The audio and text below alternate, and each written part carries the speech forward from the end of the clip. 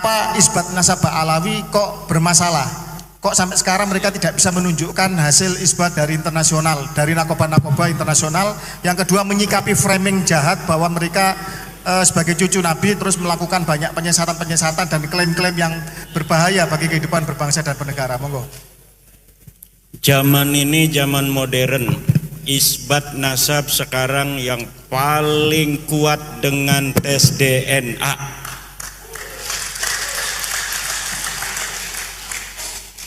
Tetapi kita perlu penegasan hari ini dari peneliti BRIN yang hadir, apakah DNA Rasulullah sudah bisa terdeteksi hari ini? Artinya kalau Kiai Syarif Rahmat mau tes DNA apakah saya keturunan Rasul bukan, ini sudah bisa presisi dapat disimpulkan. Jadi saya menjawab sambil bertanya pada ibu dan dari BRIN yang lain. Terima kasih. Masalah isbat yang lain nggak usah. DNA yang masalah penting. Framing gimana? Masalah framing, menyikapi framing jahat itu. Kan mereka melakukan framing jahat. Kami cucu Nabi, kalian harus begini. Kalau cinta pada Nabi terus, nah itu seperti apa? Sudah dibuktikan oleh penelitian secara pustaka, tidak terkonfirmasi, melenceng jauh. Gagal total. Sekarang tinggal satu lagi cara membuktikannya dengan tes DNA itu. Tetapi kita ingin penegasan daripada peneliti BRIN, apakah tes DNA hari ini sudah bisa presisi untuk mengurut kita keturunan Rasul ataukah bukan. Baik. Demikian. Oke, terima kasih. Pertanyaan ketiga langsung, dan ini sebenarnya inti yang ingin diminta adalah pertama terkait open posting Najwa Shihab yang dilakukan oleh lembaga Aidman yang menyatakan bahwa rasnya cuma 3% ras Arab, itu yang pertama. Yang kedua tentang akurasi dari tes DNA itu sendiri, bagaimana kok bisa menentukan bahwa ini benar, ini keturunan Nabi dan ini bukan.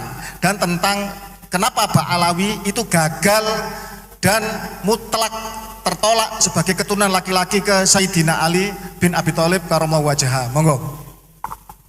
Ini yang jawab dua orang nih ya. Kayaknya tadi ada yang nggak dengar bahwa SNP itu jutaan tahun bertahan. SNP-nya Imam Ali itu ada ditemukan. Keturunannya harus punya itu. Kalau enggak ya nasabnya batal. Anda ngaku keturunan Ali, diperiksa di lab BRIN, nggak ada penanda genetiknya Imam Ali, ya nasab Anda batal, selesai urusan. Balawi kita datanya nggak ada, tapi kelihatan rame gitu. Kalau saya bilang moyangnya bukan satu itu, karena begini, kalau saya haplogrupnya J saja, seluruh keturunan laki-laki saya J semua. Kalau saya G semua. Kalau Balawi maaf, rame, berarti kakeknya nggak mungkin satu. Itu dulu, kakeknya nggak mungkin satu. Kakek 1000 tahun lalu nggak mungkin satu. Keturunan Imam Ali itu ketahuan. J semua keturunannya. Yang bukan J ya mungkin keturunan tapi garis perempuan. Kita nggak boleh menafikan loh ya. Artinya begini, orang ngaku keturunan siapa sepanjang dia nggak maksa harus garis laki-laki, ya kita terima aja. Bisa jadi cucu dari anak perempuan. Bisa jadi cucu dari anak laki-laki, kemudian cucu laki-laki, kemudian cucu perempuan. Itu kan tetap mahram kita kan. Kita punya anak perempuan, punya anak perempuan, punya anak perempuan, sampai 10 generasi perempuan, tetap kita nggak boleh nikahi. Keturunan Nabi yang dari perempuan pun, ya tetap mahramnya Nabi. Yang masalah Mbak Alawi ini kan memaksa garis laki-laki. Nah itu, saya mau ke Dr. Arikem. Biar jelasin. Oh. Assalamualaikum warahmatullahi wabarakatuh. Tadi masalah ilmiahnya, teknisnya sudah dijelaskan oleh Pak Sugeng dan Bu Rere. Saya mencoba untuk menjelaskan secara ilmiah populer tanpa mengurangi isi ilmiahnya. Begini, percaya enggak kalau kita berasal dari satu bapak, Adam, terus sampai bapak yang Adam itu bapak umat manusia, ada bapak ras manusia, itu namanya Nabi Nuh, karena pas banjir besar selesai 3 anaknya menyebar. ada Sam, ada Ham, dan ada Yafet, ya. Dan kemudian menyebar ke seluruh muka bumi. Muka bumi memangnya sama? Kan enggak. Ada yang padang pasir, ada yang es, ada yang hutan tropik, segala macam. Satu tidak lebih baik dari yang lain. Dan itu sudah berpisah selama ribuan tahun. Untuk mengatasi ini, Allah menganugerahkan kepada kita mekanisme untuk menjaga supaya nggak mati gitu loh. Itu menyangkut masalah penampilannya, fisiologi tubuhnya, segala macam. Kan nggak mungkin orang yang tinggal di daerah tropika seperti ini, yang sumuk, opol, segala macam, itu punya bulu-bulu yang panjang, itu jelas nggak mungkin. Ya. Terus orang yang tinggal di daerah dingin tidak mungkin mempunyai bulu-bulu yang tipis seperti kita, pasti akan kedinginan. Mereka punya bulu yang lebat. Itu adaptasi manusia. Dan adaptasi manusia itu diturunkan dari orang tua ke anak supaya anaknya juga survive, bertahan hidup. Jadi ada sifat-sifat badan yang berbeda. Wong Jowo ya wong Jowo, yang bule ya orang bule, besar di badannya itu. Tapi satu tidak lebih baik dari yang lain. Ya, nah maksud saya begini, kalau ada perubahan sifat itu pasti berpengaruh pada komposisi gennya. Wallahu a'lam bisawab, saya tidak tahu, mungkin karena usianya masih ribuan tahun, karena berdasarkan data biologi, saya biolog dasarnya, saya ahli biologi. Dari genetika diketahui bahwa manusia itu keluar dari Afrika, out of Afrika 200.000 tahun yang lalu. Jadi masih relatif muda untuk pembentukan spesies baru. Mudah-mudahan sih enggak ya, jangan sampai wallahu a'lam bishawab. Maksudnya manusia itu di dalam tubuhnya beragam. Karena sifat itu diatur oleh gen, maka komposisinya beragam, macam-macam, yang ekspresinya juga beda-beda. Gak mungkin orang yang bulunya tebal tinggal di daerah panas, gak mungkin orang yang tinggal di daerah dingin punya bulu-bulu tipis tinggal di daerah dingin, orang dari daerah panas ya. Masing-masing beda, komposisinya beda, dan itu diturunkan dari dari bapak ke anak. Itu kalau dari ibu ke anak. Kalau dari ibu dari mitokondria, namanya ada gen yang di dalam tubuh. Ada sel lah, organel. Lah yang kita fokus ke sekarang kan masalah nasab. Maka kita lari ke masyarakat yang penurunannya patrilineal, garis bapak. Berarti kita ambil yang di kromosom Y, karena Y itu bapak, ya. Nah, jadi masing-masing daerah itu beda-beda komposisi kromosom Y-nya. Kenapa? Karena alamnya beda. Nah, alam yang sama pasti punya manusia-manusia yang mbahnya sama. Jadi tiap-tiap daerah itu punya komposisi kayak mainan Lego itu, merah, kuning, hijau, coklat, hitam, apa segala macam, itu beda sesuai dengan kondisi alamnya. Makanya kalau alamnya begini, komposisinya gini. Orang yang tinggal di daerah semenanjung Arabia dengan panas seperti ini, yang kemudian dikenal sebagai orang-orangnya Babilonia, kemudian menurunkan Ibrahim, Ismail dan Ishak, ya, orang-orang Arab dan Yahudi, itu komposisi gennya kayak gini di kromosom Y-nya. Kenapa? Karena sesuai dengan komposisi di wilayahnya yang panas. Ini dibagi grup ya, dibagi klasifikasi secara alfabetis, namanya haplogrup J, karena itu dari hanya sel laki-laki. Kalau manusia kan XXSY, ini kan cuma satu bahasa latinnya haplo, separuh, haplotype, tipe separuh laki-laki, ya. Tipe yang khusus laki-laki, yang separuh cuma laki-laki, berarti yang Y, bukan yang X kan perempuan. yang Y laki-laki. Y ini juga beda-beda. Kenapa? Sesuai alamnya. Allah Maha Adil.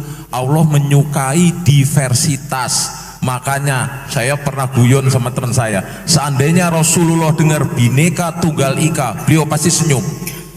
Karena Allah itu menciptakan keberagaman, karena alamnya beragam. Maka orang yang tinggal di daerah padang pasir kayak begini, yang kemudian menurunkan orang-orang Yahudi dan Arab, itu komposisi Y-nya kayak gini, maka itu disebut Y. Ya, kromosom Y, grup J1, grup orang-orang padang pasir Arabia. Lalu masing-masing juga beda, orang Eropa yang dingin beda, yang Afrika gini beda, segala macam. Termasuk orang yang di Asia Tengah, kering-kering kayak Arab sih enggak, tapi padang rumput, stepa, beda lagi dengan orang Arab, pasti kan, dengan orang Yahudi beda. Dia walaupun ada wilayah subur, tapi keringnya beda dengan yang di Asia Tengah. Nah, ini beda lagi komposisinya, namanya komposisi G, bukan J lagi tapi G. Itu yang orang-orang sekarang, orang-orang yang wilayah yang berbahasa Turki, bahasa-bahasa kayak Turki, ya Kazakhstan, Uzbekistan, segala macam. Itu orang-orang Asia Tengah itu G, Kaukasia namanya.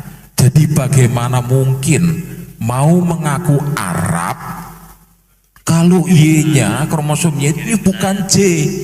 Kan itu bukan orang Arab, itu orang sana. Tapi dunia ini kan luas, jadi jalanlah ke muka bumi itu. Maksudnya ini, jadi ada orang Kaukasus juga bisa tinggal di wilayah Arab, bisa ngaku-ngaku setelah sekian generasi, aku Arab loh, gitu. Aku pasti bahasa Arab, gini. Tapi diperiksa kromosomnya, kok G bukan J, sampean ini sekarang endi sih?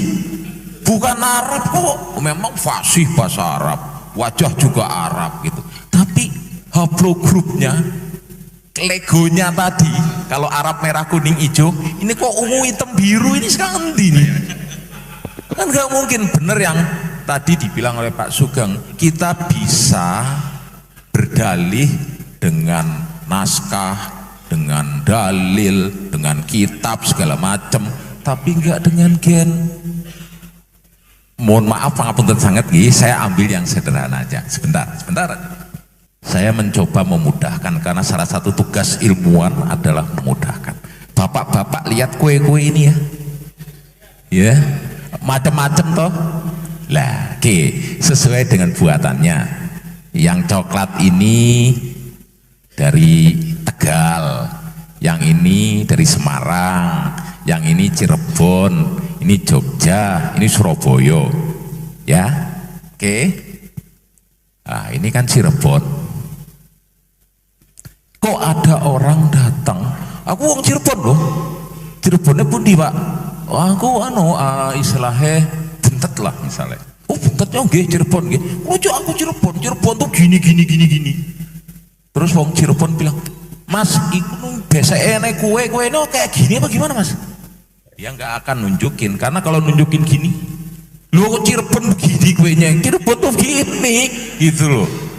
Makanya orang-orang itu kalau ditanya ngaku Cirebonnya sekang buntet ke, sekang Pekalingganan ke apa, jelas kan Cirebon. Wong Cirebon pasti tahu. Pekalingganan di mana, buntet di mana pasti tahu. Ini orang Cirebon, ngaku Cirebon, wah fasih banget Cirebon. Oh Cirebon gini loh, kantor posnya di jalan ini, KUA-nya di sini, masjidnya di sini, pokoknya tahu banget Cirebon lah. Tapi orang Cirebon bilang, loh, Kang, kayak nggak wah besek ya, anak kue ini apa? Wah anak kue ini kayak gini ya orang Kang. Gak bakalan dia kalau dia orang Cirebon, oh ya nih, Cirebon oh iya, tapi kuenya kayak gini. Loh, wong Cirebon kok kuenya begini? Ini kan wong Semarang. Kalau Cirebon kan kuenya gini. Makanya tadi dibilang oleh Pak Sugeng, udahlah nggak usah ribut-ribut, pakai dalil mana-mana. Ini tak periksa genotipnya, ini tak periksa gennya. Sama juga dengan tadi. Wis to Kang, ojo dalih macem-macem Kang. Angger wong Kang, angger wong Cirebon. Kayak kuene kayak opo Kang? Ligi lho, kayaknya gak nggawa besek bok. Lah aku yang nggawa besek, aku sang Cirebon Kang, kaki Cirebon Kang. Kalau dia memang orang Cirebon, dia akan bilang gini. Tapi ini enggak. Kuenya gini. Ini kuenya. Loh, kayak wong Semarang. Wong Cirebon ini kuenya loh. Makanya sampai kapanpun kalau orang itu betul-betul keturunan Rasul dan betul-betul genotipnya haplogrupnya C, dia akan ngasih, oh silahkan ambil darah saya kalau nggak percaya. Ini kan nggak ngumpet-ngumpet. Jadi ada yang dalam tanda kutip disembunyi. Lah, padahal sebenarnya simpel aja. Kalau mau ya, mereka kan takut kalau ternyata haplogrup mereka G bukan J. Jangankan keturunan Rasul, wong Arab aja bukan, gitu loh. Kan simpel. Saya tidak menuduh mereka ahlul bait atau bukan, tapi kalau memang di dalam, jadi gini, ilmuwan dan Islam kebetulan sama. Makanya di masa lalu, ilmuwan di masa lalu yang fondasinya sampai sekarang tetap dipakai, termasuk genetik, itu ulama-ulama Islam. Al-Khawarizmi itu bapaknya optika modern. Saya botani, itu ada Al-Dinawari. Beliau menulis buku kitab Al-Hayatun atau apa Al-Nabatiyah, jadi tentang tumbuhan. Saya botanis, Bu. Saya mempelajari itu dan kami mengakui bahwa salah satu ilmuwan botani dunia itu adalah Ad-Dinawari. Ad-Dinawari lah yang menulis tentang apa yang di dalam bahasa Arabnya itu saya lupa namanya, yang kalau diterjemahkan inti sari dari sesuatu yang penting itu apa? Pala. Beliau menulis tentang cengkeh. Cengkeh itu dan pala ini berasal dari wilayah Al-Mulk, negara dengan wilayah yang banyak rajanya, Maluku. Jadi sebelum Magelan segala macam keluyuran itu orang Islam sudah tahu, gitu loh. Makanya para ulama Muslim yang juga masih diteruskan oleh kami sampai hari ini, detik ini, adalah mengatakan ilmuwan itu boleh salah tetapi tidak boleh bohong. Lah, ini guyonannya. Sebaliknya, orang yang jahat itu atau orang yang menyembunyikan kebenaran, semboyannya kita boleh bohong tapi nggak boleh salah kalau bohong, kan gitu. Nah, kalau kami ilmuwan dan kaum muslimin yang benar yang disampaikan juga oleh Rasulullah adalah kitab ilmuwan atau orang-orang berilmu, atau kalau kita kan disebut alim ulama ya. Alim ulama itu manusia loh, bukan dewa atau manusia setengah dewa. Alim ulama itu bisa salah tapi tidak boleh bohong. Jadi kalau ada sesuatu yang disembunyikan, dia tidak mau ngasih sesuatu, berarti ada yang bohong. Nah, sudah selesai. Nah, daripada ribut-ribut, yo pengen kene ketihe darahe tak periksa. Angger memang C ya, memang sampean bener kok. Tapi angger G, kalau muslim boleh salah, tapi nggak boleh bohong. Rasulullah pernah salah nggak? Pernah, tapi kesalahannya kecil.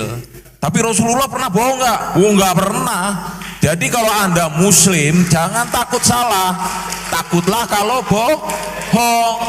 Nah, seperti saya tadi dibilang oleh bapak-bapak semua, bahwa baik dalam ilmu apapun juga ya, kita itu bisa aja sampai ke kesimpulan yang salah, tapi tidak boleh bohong. Itu pertama ya. Jadi makanya Rasul mengatakan sampaikan yang hak walaupun itu pahit. Dan ini pasti berkaitan dengan mereka merasa mempunyai kemuliaan sehingga kalau dagang gampang, kalau ini gampang, jadi urusannya duit ya toh.